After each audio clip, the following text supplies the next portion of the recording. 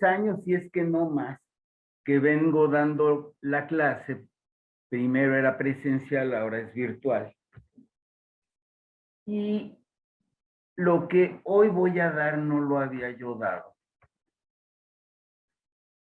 Quizá porque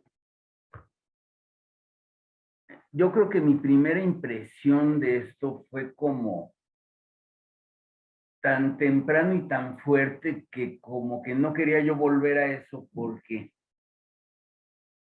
quizá apenas, recuerdo, apenas empezaba yo a ir a la Sinfónica Nacional de México, eran programas los viernes.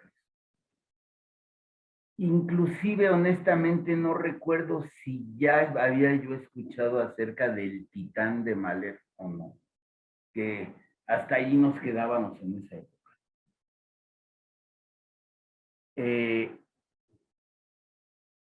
Y de repente, en un concierto veo algo muy extraño, que se llaman las Kindertotenlieder.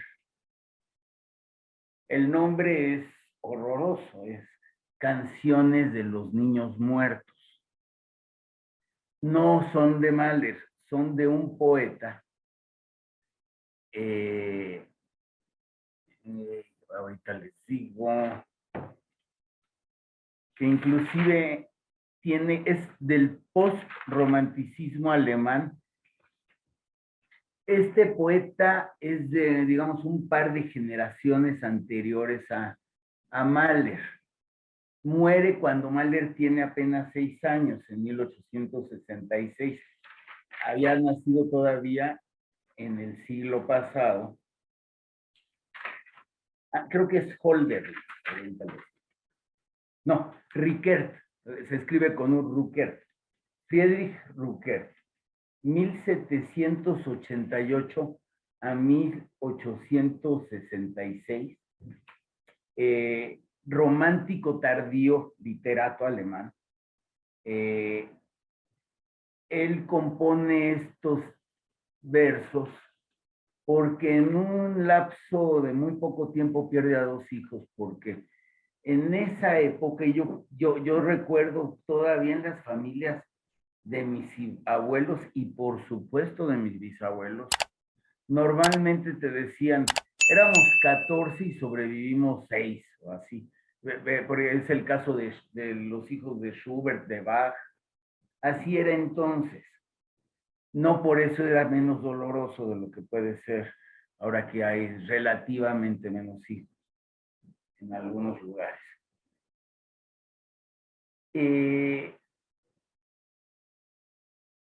Miren, Mahler compone esto antes de su año terrible, que es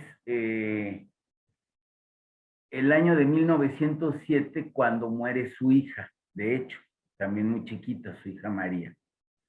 Lo corren de la ópera de Viena, que era el gran puesto más honorífico del mundo, por políticas y por judío. Y porque no era un tipo fácil de manejar ni de tratar, realmente. Era muy tiránico. Y, bueno, un verdadero genio. Mahler comentó cuando estaba componiendo esas canciones que si a él le hubiera sucedido algo igual, él no hubiera podido componer nada para eso. Pero fue antes esto. Gracias. Entonces, quizá por ese tema tan terrible, digo ya con el puro nombre, es más, les confieso que no tuve el humor de leer la letra de los poemas, solamente les voy a dar el nombre de la canción, y aunque es en alemán sin subtítulos, le van a entender perfecto y lo van a sentir perfecto. Y cómo se puede transmitir quizá yo casi no tengo duda que es el dolor más fuerte que puede haber. cómo lo transmite en música un genio como Mahler. Acuérdense que Mahler es un tipo eternamente atormentado y autoatormentado. O sea, maniático, depresivo. Y pero por otro lado, un músico genial. Dicen que como director ha sido el mejor. Habría que haberlo oído. Bueno, estas las compone entre 1901 y 1904, quiere decir, entre sus 41 y 44 años. Él va a morir de 51 años en 1911. Pero van a oír, en este ciclo de canciones, van a oír lo que viene, la preciosidad que viene de las guerras y demás, ¿no? De haber sabido lo que iba a pasar hoy, hubiera dado otra cosa, pero bueno, ya estaba preparado. Como que, pero miren, quizás sí vale la pena el día de hoy porque les voy a decir lo que sucede. Inclusive cuál es mi interpretación. Y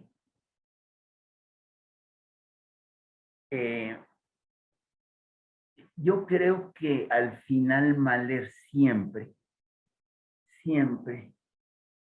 da la redención y la salvación a través de una religión en la cual yo pienso que él no creía. Así de tormentoso era Mahler. Quería creer, pero no creía. Esa es mi opinión. Y eso lo atormentaba y tenía terror por la muerte. Y como un hombre muy maniático que era, lo sufría, pero no podía dejar como la desesperanza en su obra. Entonces siempre hay esa redención y también las va a haber en las canciones. Ahora miren,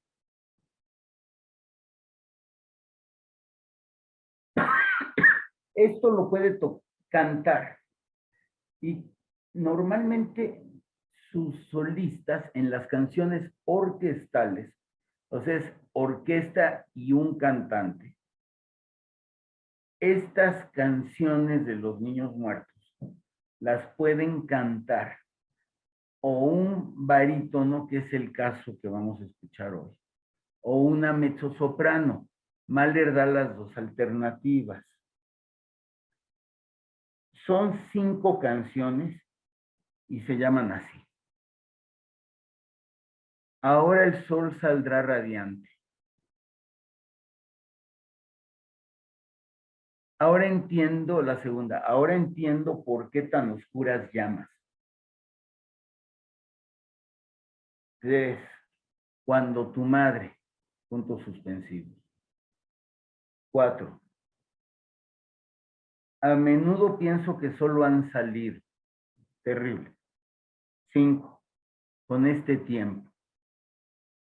Bueno, miren, no solamente es esta obra de Mahler, sino con quién la voy a dar, quién la va a cantar. Muy probablemente el barítono más importante de la segunda mitad del siglo XX, que es nada más y nada menos que Dieter Fischer-Dieskau.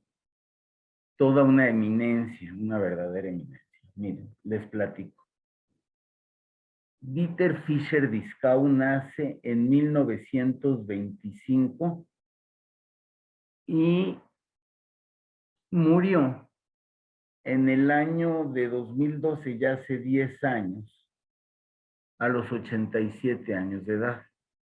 Yo recuerdo bien ese día, porque había yo llegado de un viaje y era en un domingo, y a esa hora estaba la ópera con Sergio Vela, o está todavía, y dio la noticia y dio puras arias, se habló, bueno, con con una admiración reverencial, digamos, de Dieter Fischer-Dieskau. Estamos hablando de, otra vez, de íconos, y se van a dar cuenta por qué. En general, no solamente he descuidado las canciones de Mahler, ¿no? Hemos visto muy poco de canciones, y van a ver qué belleza. Les voy a ir platicando primero en las Kindertotenlieder. Les quiero platicar del sentido de la música, y tal vez les conviene hacer como yo hice. Imagínense que la voz humana es simplemente un instrumento. No se llega a lo que quiere decir el cantante, no se va a llegar por conocer la letra, sino se va a llegar de una manera mucho más emocional y profunda, oyendo la música. Un buen director de cine, por ejemplo, que quiera dar una imagen de miedo en el desierto, simplemente como lo vaya a fotografiar, la música, la textura, aunque no hubiera actores, da en ese ambiente lo que se llama el lenguaje cinematográfico. Este es el lenguaje musical. Miren. Bueno, además de cantante, fue director y musicólogo. Yo tengo uno de sus 3 libros, ahorita les platico cuál. Se le considera unánimemente el mejor cantante de líder de todo el siglo XX. Su repertorio fue enorme y nunca rehusó a los compositores contemporáneos. Es más, yo creo que ayudó a comprenderlos. Estudió, él es de Berlín, estudió en la Hochschule de Berlín en 1942. Su primer recital, fíjense lo que dije bien, 42 en Berlín. Pues resulta que ese primer recital se tuvo que suspender por un bombardeo inglés. Era plena guerra, cuando estaban empezando los bombardeos sobre Alemania. Bueno,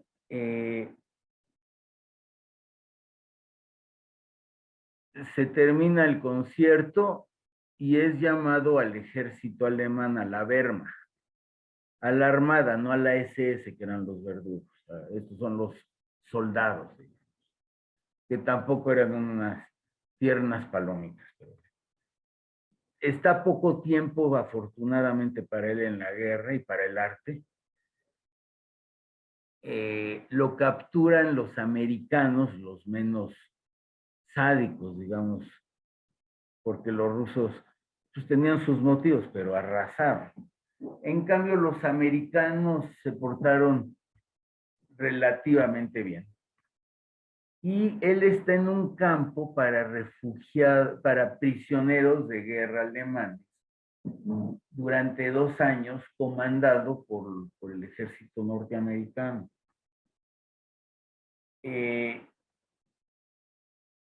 Allí dedica su tiempo a estudiar 2 ciclos bellísimos de canciones, que algún día les platicaré de ese, que también es muy bello. Y como dicen, Schumann empieza donde acaba Schubert.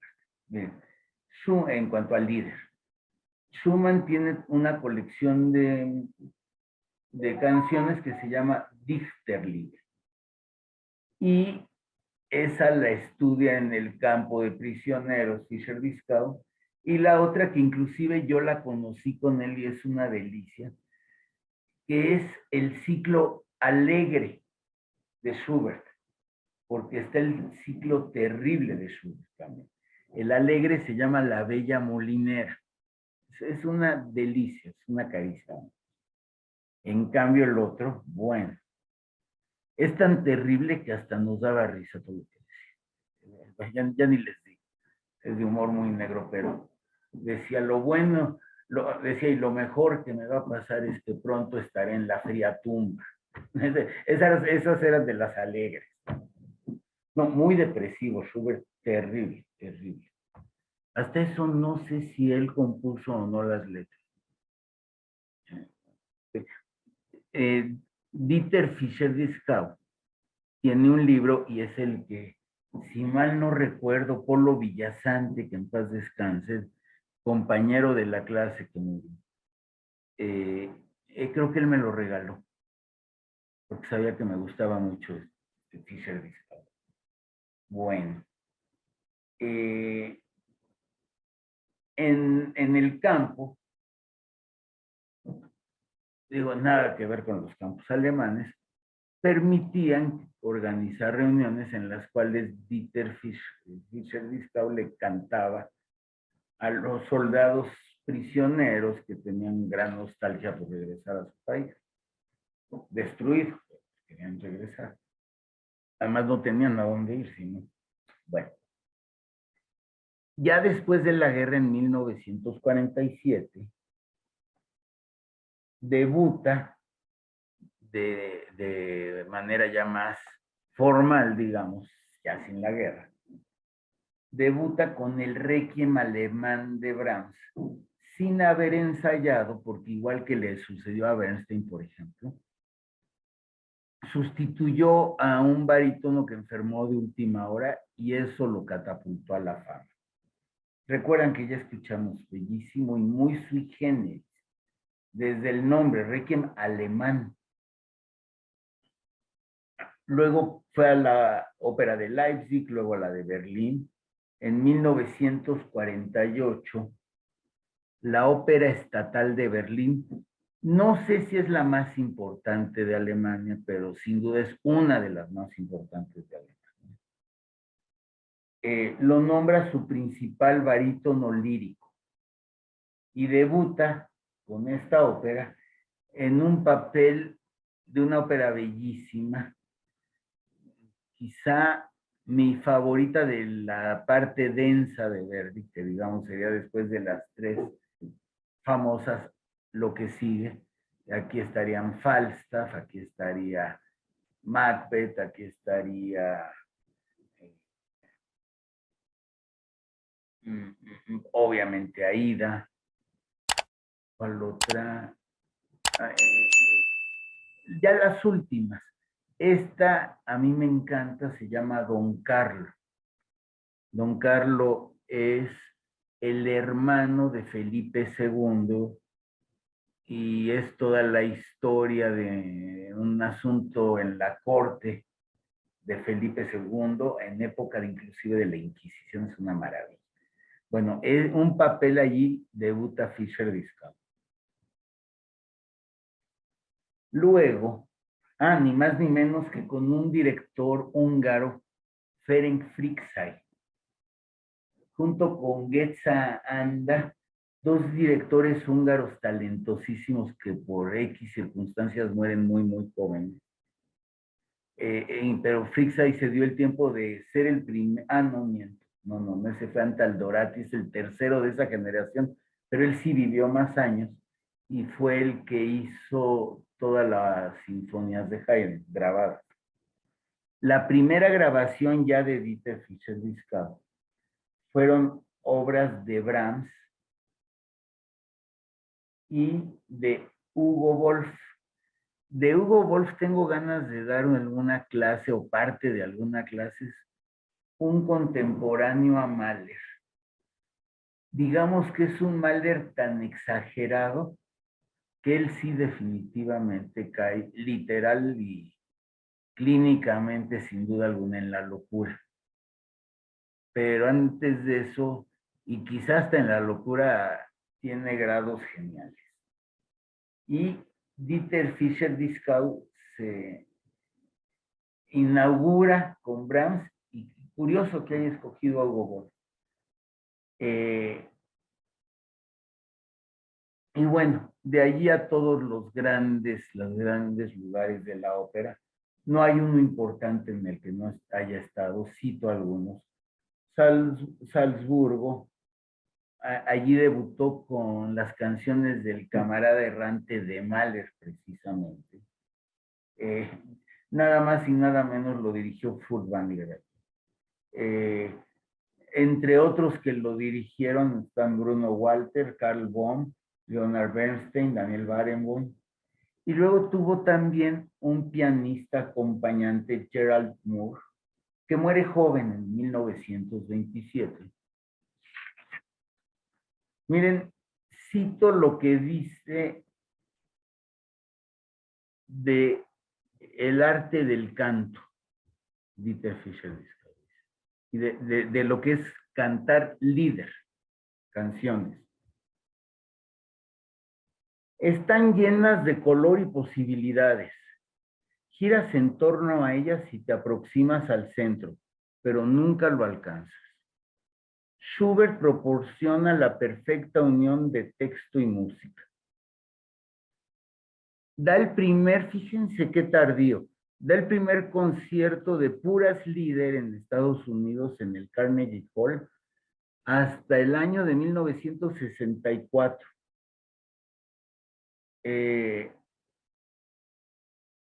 No lo he buscado, pero seguramente ha de estar en YouTube. Hubo un concierto muy famoso en el que se juntó con dos célebres cantantes, con la española Victoria de Los Ángeles y la alemana Elisabeth Schwarzkopf, y con canciones varias de diversas óperas. Dicen que fue una locura.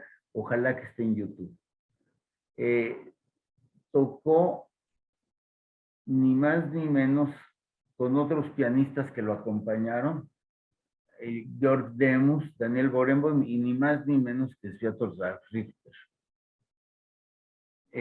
Fue el primer solista de nacionalidad y de ascendencia alemana en ir a Israel. Se retira en el año de 1992. Miren, es como un futbolista o como, ¿qué más? Un tenista, bueno, en general cualquier deportista.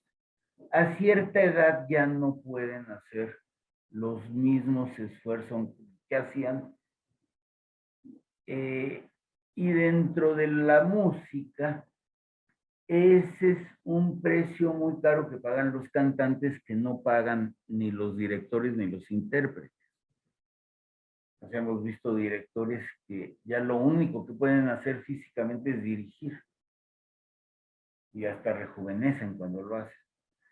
Pero un cantante, la voz sí se acaba. Y entonces, yo recuerdo un día, iba a ver el concierto de los Tres Tenores y estábamos en Oslo, en Noruega, una ciudad preciosa.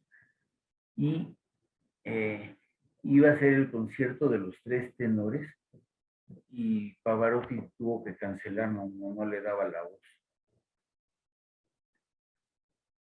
O sea, es un instrumento delicadísimo la voz humana. Bueno,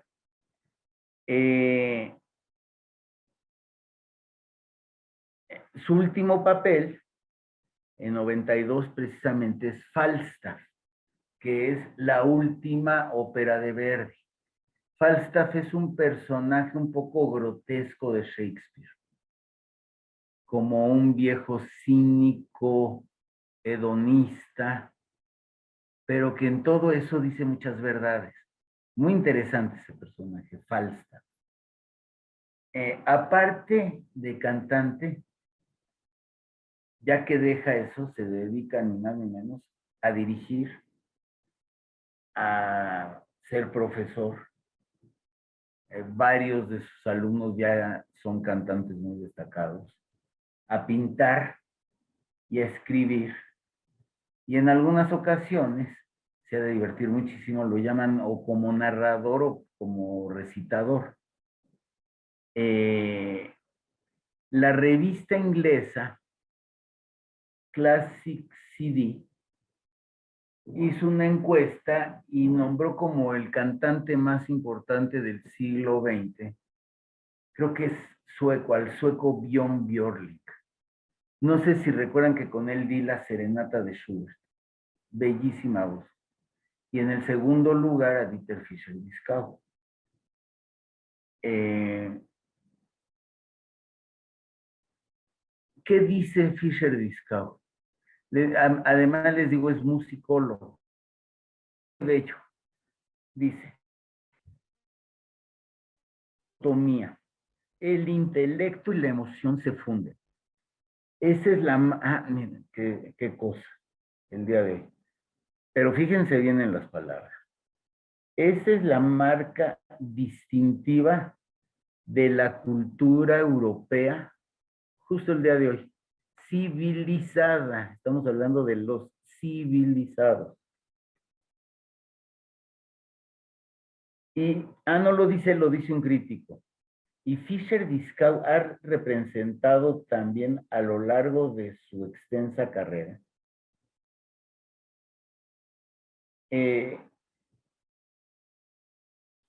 se casa con una mujer chelista alemana. Tienen 3 hijos, pero ella muere en el parto del tercero. Y después de eso él se casa otras 3 veces. Esto sí es de él. Dice, fui un viudo y he sufrido mucho. He sufrido mucho en mi vida. Fui un soldado que fue lo peor de todo. Pero es buena cosa haber vivido una vida que ha tenido buenas consecuencias. Qué maravilla, ¿no? Qué honesto, señor.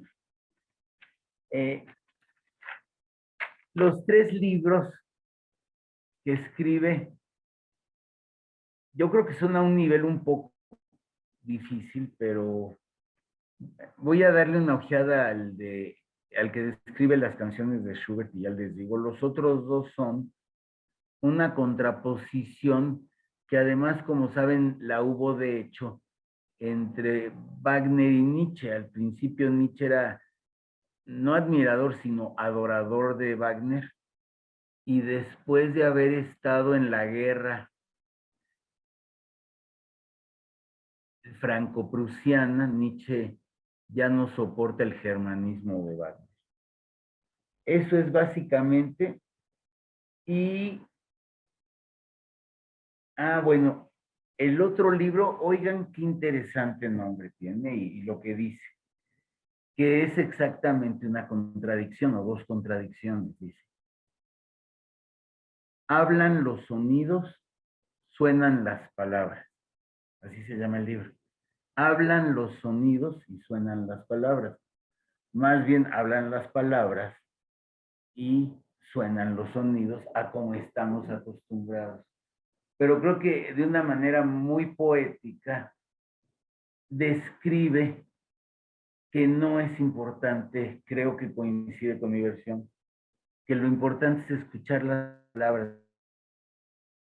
Bueno, déjenme ver. Con eso terminamos la exposición. Son 5 canciones y les voy a describir cada una. Las escuché con la versión que la vamos a oír ahorita. Y son maravillosas.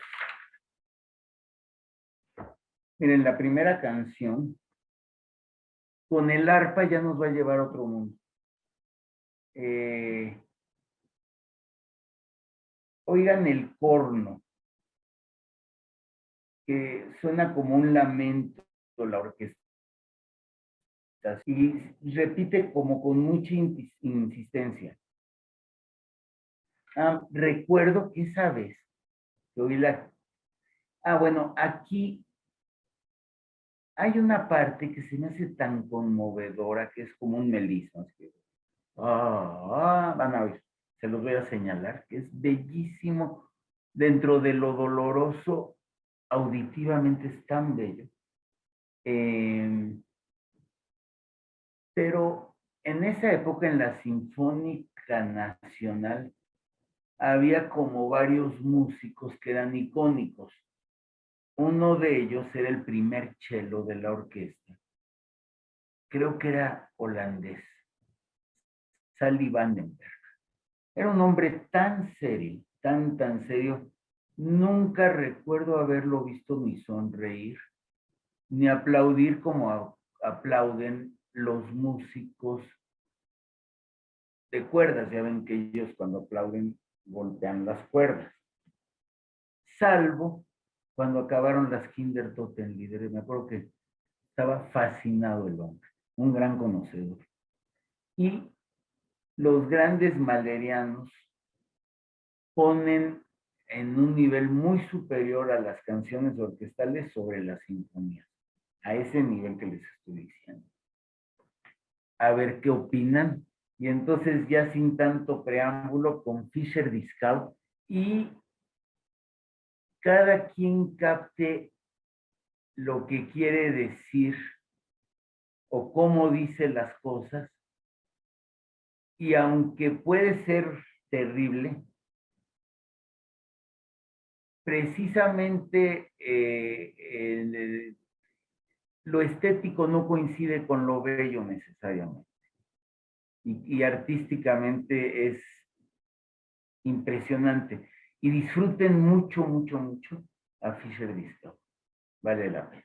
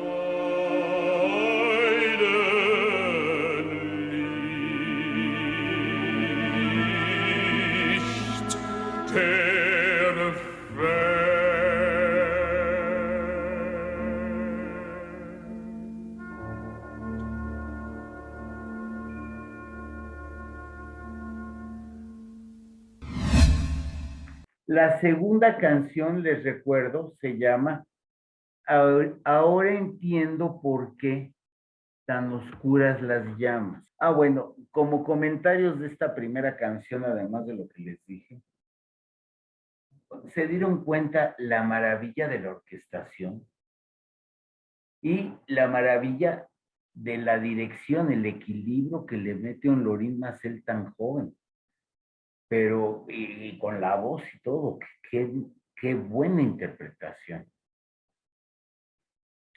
Y la otra cosa que les quería decir es que como que esto reafirmó algo que yo hace años no entendía, me acuerdo cuando fue la temporada Mahler en México. Ella tenía como 26, 27 años. Y no entendía por qué relacionaban a Schubert con Mahler. Hoy diría que si habláramos de pintura, Schubert sería como un Vermeer y Mahler como un Veronés. O sea, chiquito, chiquito y enorme. Pero el sentido es muy parecido, esa angustia. Y esa belleza y artistas tremendamente talentosos. Bueno, entonces,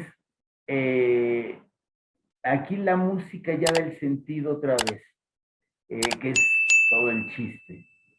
Les sugiero que cierren los ojos y ya empieza desde, pues también en la primera me pareció escuchar algo, la mezcla de sentimientos, como esperanza, por otro lado, furia, dulzura, enojo, filosofía, y de repente en tanta cavilación lo amenazante de mal. Pongo, es una maravilla de mente inquieta. Tanta yo creo que la hipersensibilidad no controlada lleva fácilmente a la locura. Que quizá es lo que ya estuvo Mahler a punto de rebasar, el que sí la rebasaron fueron Schumann y Gogol. Ah, precisamente estaba yo pensando que la obra gemela de esta en Schubert, la chiquita, sería precisamente el viaje invernal. Y este es como el viaje invernal orquestado, me parece. Bueno, esa es la segunda canción. Entonces, por favor.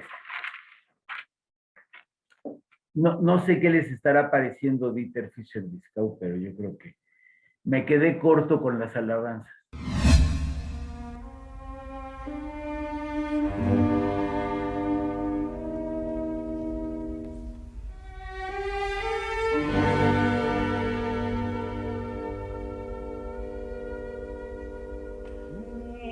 Sich wohl war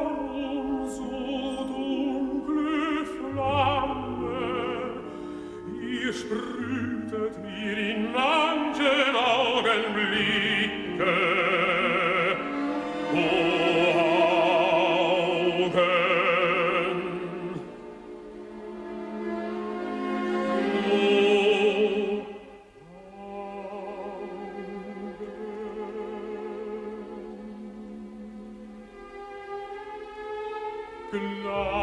gleichsam voll in einem Blicke zu drängen eure ganze Nacht zusammen.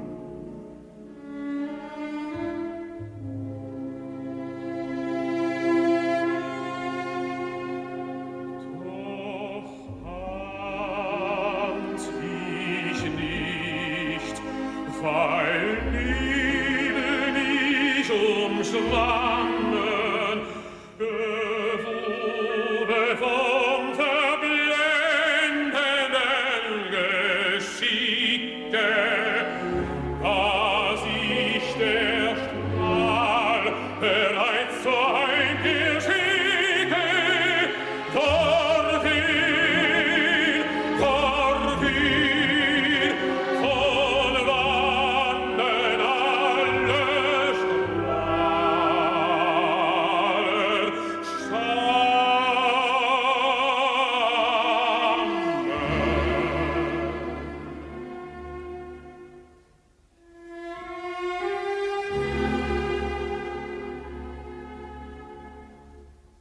Ihr wolltet mir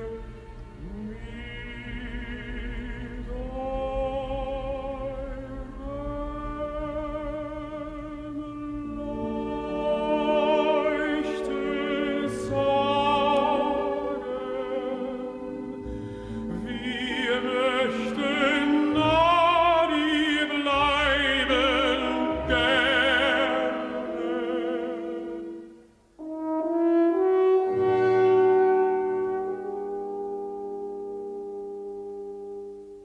Doch ist uns das vom Schicksal abgeschlagen.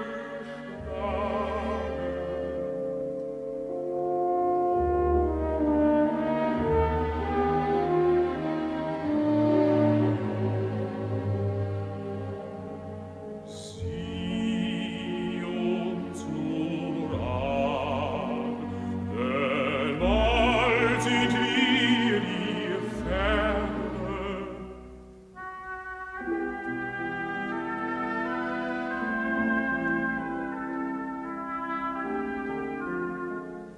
Was dir nur Augen sind in diesen Tagen, in künftigen Nächten, sind es dir nur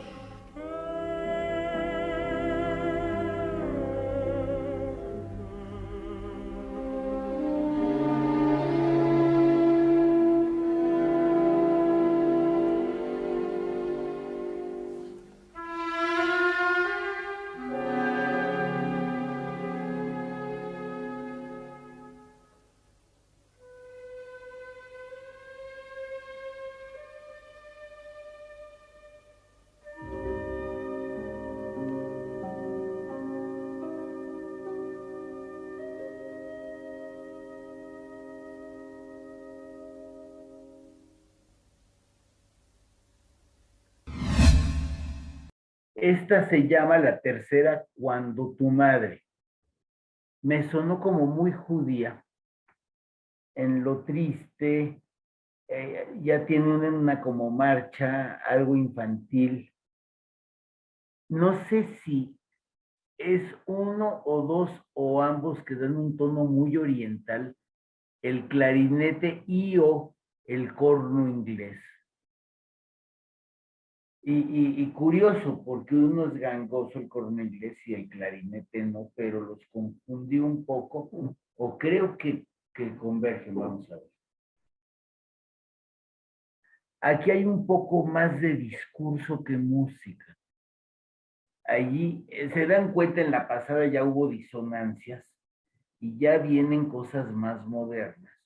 Y dentro de esas cosas más modernas está precisamente el hecho de el canto hablado o el habla cantada, que hay un punto. Schoenberg tiene una obra que se llama La Oda a Napoleón, que yo creo que es el mejor ejemplo de eso. Bueno, aquí nos damos cuenta que sienta Mahler, que tiene un mil y un facetas, pero sienta las bases de mucho de la música moderna. Luego hay protesta y remata el corno inglés con orquesta. Van a ver qué belleza. Acuérdense, el corno inglés es como el oboe más grave, tiene como un metal y baja tantito. Nunca he oído más de un corno inglés por orquesta y es un sonido gangoso, bellísimo.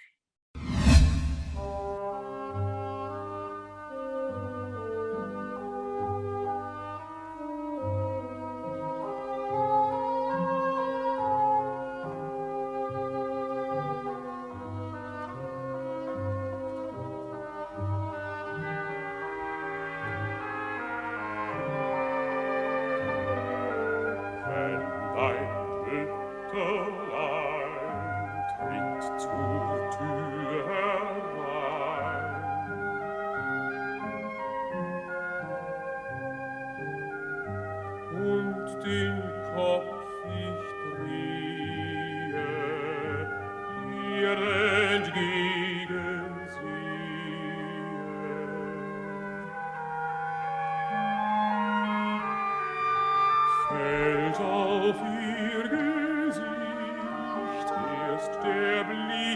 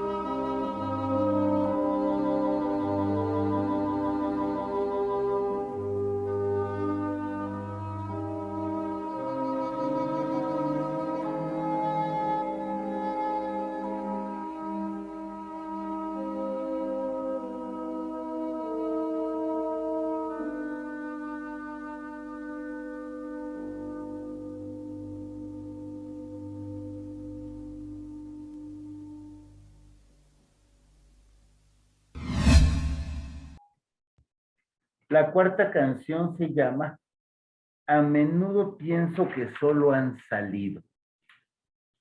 Eh, y si recuerdan el tema de lo que tratan estas canciones, pues tiene algo hasta como de recrearse en el dolor un poco, ¿no? Es como un sarcasmo entre doloroso.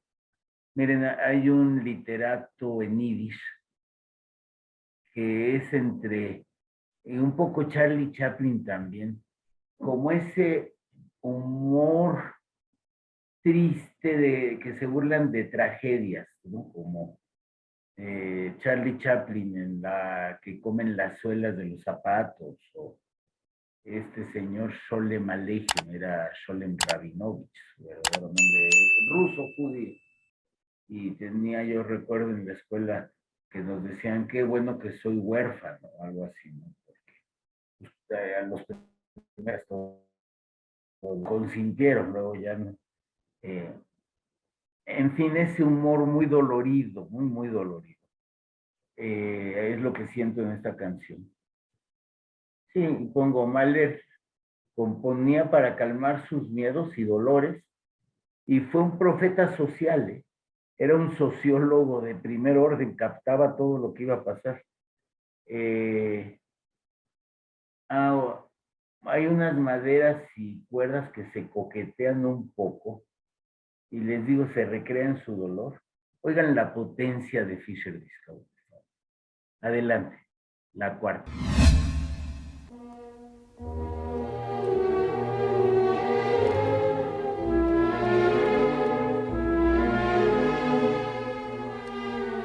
Oft denk ich, sie sind nur ausgegangen, bald werden sie wieder nach Hause gelangen. Der Tag ist schön, oh, sei nicht bang, sie machen nur einen weiten Gang. Schau wohl, sie sind nur ausgegangen und werden jetzt nach Hause gelangen.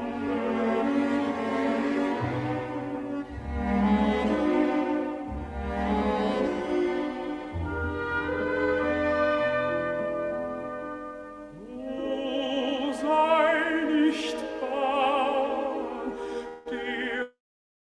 der Tag ist schön, sie machen nur den Gang zu ihnen.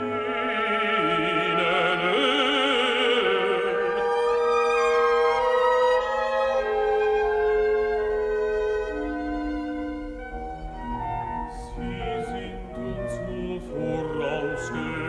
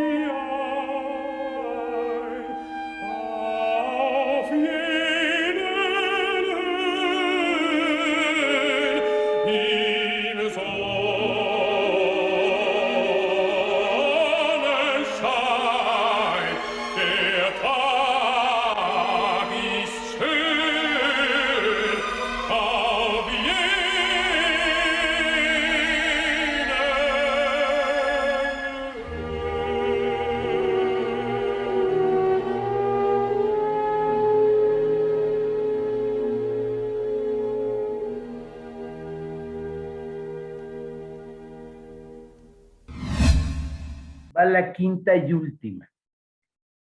Se llama Con este tiempo. Suena militar, como ejército a guerra. Oigan el contrapunto de la orquesta con la voz. Hay enojo. Ya, como les decía yo, ya anuncia la oda de Napoleón esta canción Schoenberg. Hay unos silencios maravillosos. Y como que empieza en esta última canción la redención. Luego se oye como que llueve, a ver si les parece. Unas disonancias wagnerianas, luego es muy dulce. Luego como el corno se va hacia las cuerdas y ya todo se hace celestial. Entonces, por favor, la quinta y última de las Kinder Totellier.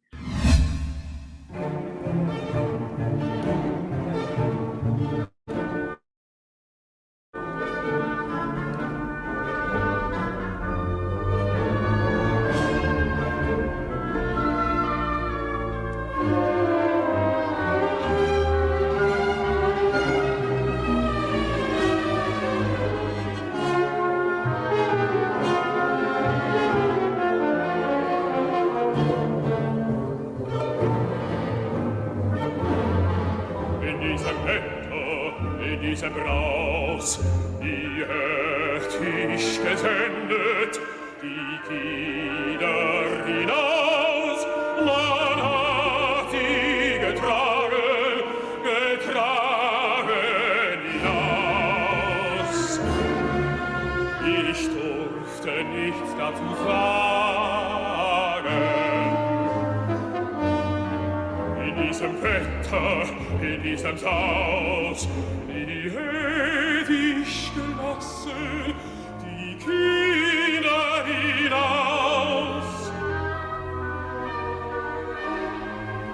Ich fürchtete, sie erkranken, das sind nun eitle Gedanken.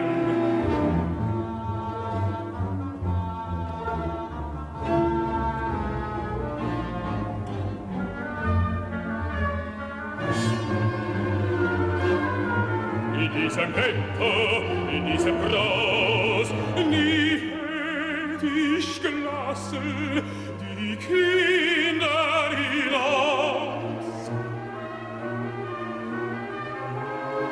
Ich sorgte, sie stürben morgen. Das ist nun nichts besorgen.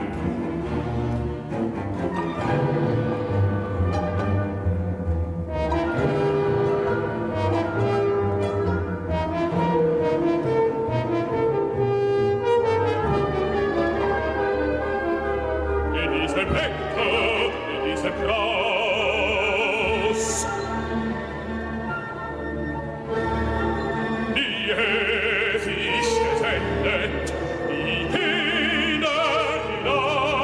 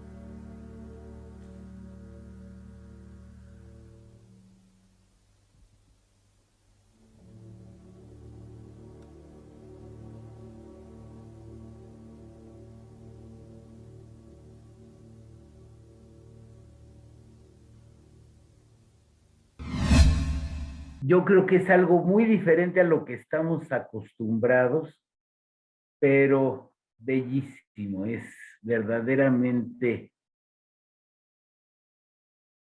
el arte puede transformar el dolor en belleza, fíjense qué maravilla.